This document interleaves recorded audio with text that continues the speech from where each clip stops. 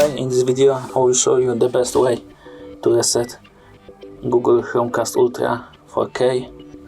It's very easy. All you need to do is to reach to your Chromecast, and when you see the steady blue light like this, press the reset button for about 10 to 15 seconds.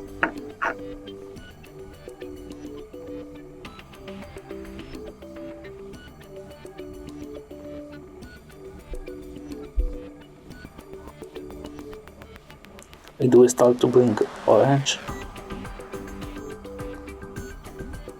and when you see the blue light again, release the button.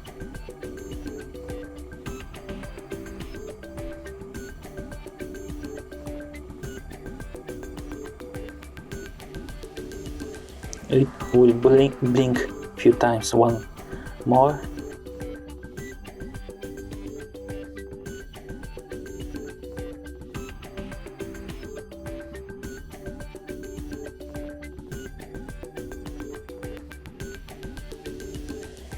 And when you see the blue light blinking again, Chromecast is resetted and ready to pair with your smartphone. Thank you for watching. If you like this video, give us a like and subscribe to our channel.